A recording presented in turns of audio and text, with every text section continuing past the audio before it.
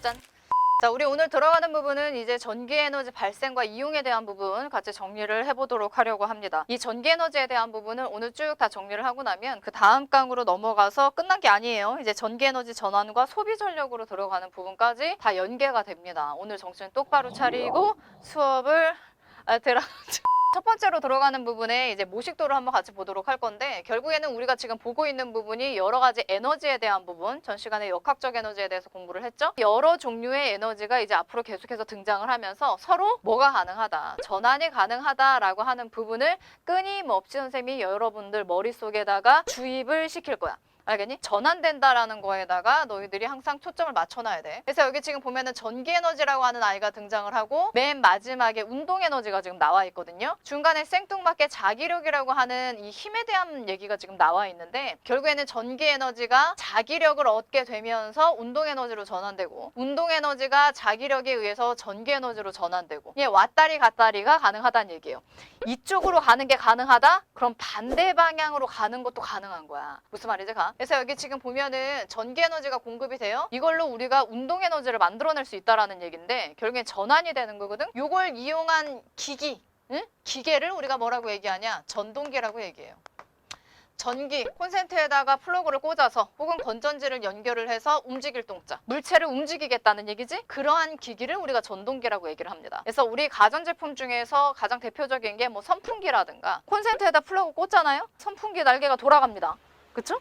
이게 전동기예요. 전기 에너지를 공급해서 날개가 움직이게끔 전환시킨 케이스. 뭐 세탁기가 들어갈 수도 있겠네요. 통돌이가 돌아가죠. 그쵸?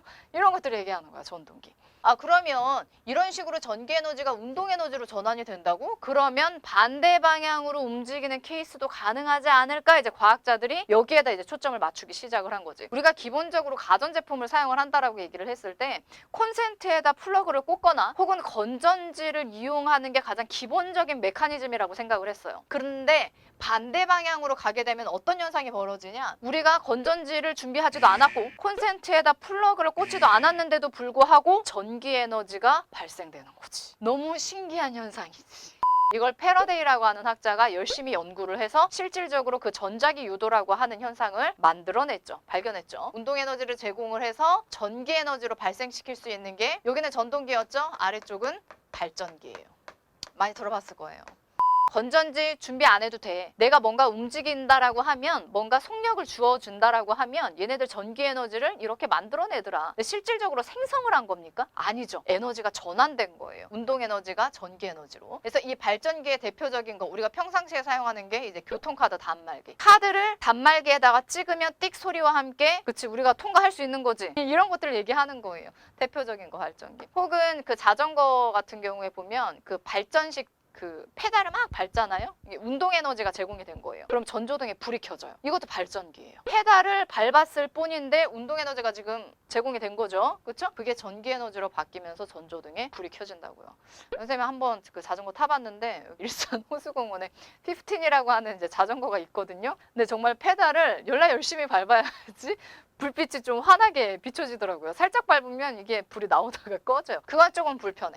그래도 우리가 건전지를 사용하지 않는다라는 게 굉장히 큰 장점이 될 수 있죠. 그게 발전기예요. 자, 그럼 아래쪽으로 내려와서, 와, 발전기 대박이다. 어떻게 건전지가 없는데도 전기 에너지가 저렇게 발생을 할 수가 있지? 그 부분에 대해서 우리가 전자기 유도에다 포커스를 맞춰서 이제 같이 보도록 할 건데, 패러데이라고 하는 학자가 밝혀낸 현상이에요. 그래서 코일 근처에 자석을 움직이게 되면 누가 변하게 되냐? 자기장이 변합니다. 이거 중요해요, 이 단어. 자, 코일 근처에 자석이 움직였어. 자석 주변에는 자기장이라고 하는 영역이 분명히 존재하죠. 근데 이 자석이 움직이고 있대요. 그럼 요 공간, 딱 선생님이 이제 손바닥으로 들어가는 요 공간을 하나의 영역이라고 가정을 하고, 이 영역 주변으로 자석을 내가 왔다리 갔다리 하게 되면 이 자석 주변에 생기는 자기장이 이 영역 안에 들어왔다가 나갔다가 들어왔다 나갔다 하겠죠. 그럼 얘 입장에서는 어떤 현상이 나타나는 거냐면, 자기장이 영향을 줬다가 뒤로 빠지면서 영향을 안 줬다가 줬다가 안 줬다가 이런 식으로 자기장의 변화가 생기는 거예요. 이렇게 자기장의 변화만 생긴다라고 했을 때 코일에 뭐 흐를 수 있다? 전류가 흐를 수 있다. 이렇게 왔다 갔다 해요, 자석이. 자기장의 변화가 생겨요. 그러면서 전류가 흐른다라는 거 우리가 눈으로 확인할 수 있어? 어떻게 확인을 해? 실제로 자석으로 여기 주변에다 이렇게 왔다리 갔다리 여기다 한번 해보세요. 그냥 아무나 허공에다 대고. 확인할 수 있냐고. 확인 못합니다. 선생님 근데 저는요 눈으로 확인하고 싶어요. 그런 경우에 주변에다 뭐를 설치하라는 얘기예요? 코일하고 꼬마 전구라든가 가전제품 이런 것들을 설치를 해놓으라는 얘기인 거죠. 그럼 그 코일의 전류가 흐르면서 꼬마 전구에 뭐가 켜지는 거야? 불이 켜지는 걸 우리가 눈으로 목격할 수 있어요. 그럼 자기장의 변화는 우리가 어떻게 유도할 수 있냐? 자석을 무조건 움직여줘야 돼요. 그러면서 자기장 변화가 생기고 코일의 전류가 흐르고 그걸 눈으로 직접 확인하고 싶다? 그럼 거기다가 저항을 갖고 있는 가전제품이라든가 혹은 뭐 꼬마 전구 이런 것들을 이제 설치하면 되겠죠. 그럼 걔네들이 작동하면 아 전류가 흐르고 있구나 이렇게 우리가 결론 내릴 수 있는 거예요. 지금 여기 유도전류라고 하는 단어가 나와 있어요. 이거 단어 헷갈리시면 안 돼요. 그러니까 전자기 유도를 통해서 결국에는 코일에 전류가 흐르는 거죠. 근데 여기에서 흐르는 전류는 건전지라든가 실질적인 전기 에너지를 제공해서 흐르는 전류는 아니에요. 그래서 우리가 조금 더 세심하게 표현한 게 유도 전류인 거야. 건전지 사용 안 했어. 전기 에너지 공급한 것도 아니야. 근데 전류가 흐르기는 흘러. 자기장 변화에 의해서 흐른 거야. 이런 경우로 우리가 무슨 전류? 유도 전류. 유도 업어치기 이거 얘기하는 거 아니에요. 전류야 흘러줘 흘러줘. 그래서 여기 지금 보면은요 막대기가 있고요. 이 주변에다 코일을 이렇게 칭칭칭칭 감아놨어요. 그 다음에 오른쪽에 자석 있죠. 이 자석이 가만히 있으면 안 돼. 아니, 무조건 움직여줘야 돼. 그럼 이 주변 영역에 뭐가 존재할 거냐면 자기장이라고 하는 영역이 존재하겠죠. 이 자기장이 이 막대기 있는 쪽에 왔다 갔다 하면서 이 주변에 자기장 변화를 일으키게 하겠네요. 그럼 코일에 뭐가 흐른다고? 전류가 흐른다고. 그걸 우리가 전류가 흐르네? 앞으로는 그렇게 표현하지 말자고요. 뭐라고? 유도 전류가 흐른다 이렇게 표현할 수 있는 거예요.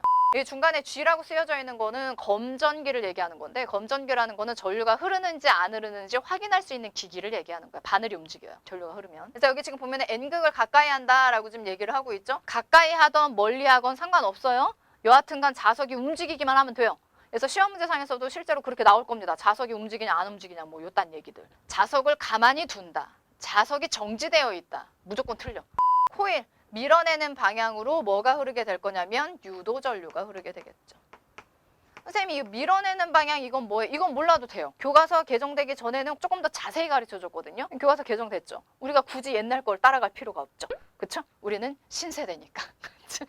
네, 요거까지는 굳이 암기 안 해도 돼요. 여하튼 유도 전류가 흐른다라는 것만 기억하고 계시면 돼요. 자석이 움직였으니까 유도 전류가 흐른다. 땡!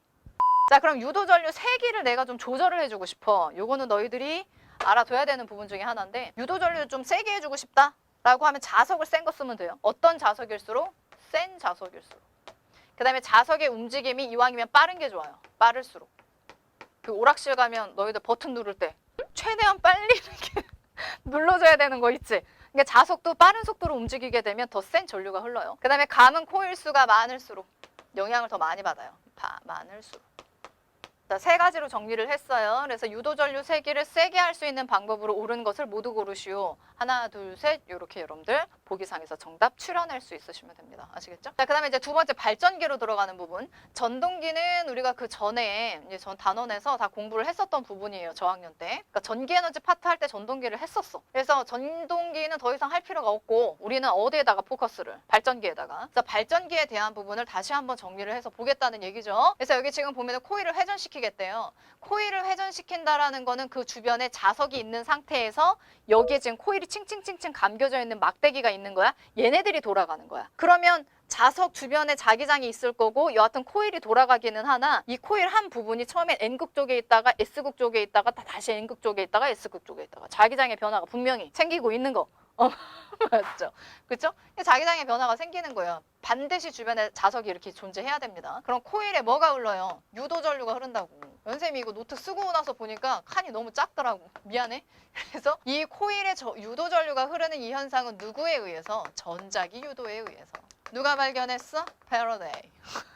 yesterday 아니에요. 패러데이. 그래서 여기 지금 보면은 자석이 존재하고요. 코일이 감겨져 있는 막대기가 여기에 있어요. 그럼 이 코일이 감겨져 있는 막대기가 돌아가게 되면 자기장의 변화가 생기면서 코일 있는 부분에 전류가 흐른다는 얘기죠. 그럼 꼬마 전구에 불이 켜질 겁니다. 여기 지금 보면은 아래쪽에 봉이 있을 거예요. 이 끄트머리 있는 부분에 손잡이가 있거나 혹은 뭐 여기에 날개가 있거나 이런 식으로 이 날개라든가 프로펠러라든가 손잡이라든가 여기를 누군가가 건드려서 움직여주는 거지. 뭐가 제공된 거야? 운동 에너지가 제공이 되는 거야. 그래서 여기 1번으로 들어가는 부분에는 뭐가 제공이 우선은 되어야 돼? 운동 에너지가 제공이 되어야 돼. 그럼 얘네들이 나중에 뭘로? 전기 에너지로 전환되는 부분까지 우리가 확인할 수 있죠. 확인하는 방법은 전구에 불 켜지면 아, 전기 에너지로 지금 전환이 된 거구나. 이렇게 결론 줄 수 있는 거예요. 3번으로 내려와서 자, 역학적 에너지가 전기 에너지로 전환되는 예가 무엇이 있을까라고 본다라고 하면 지금 첫 번째로 들어가는 부분이 네, 이건 수력 발전에 대한 부분을 얘기를 하는 건데 수력 발전. 댐을 생각하면 돼, 얘들아. 댐.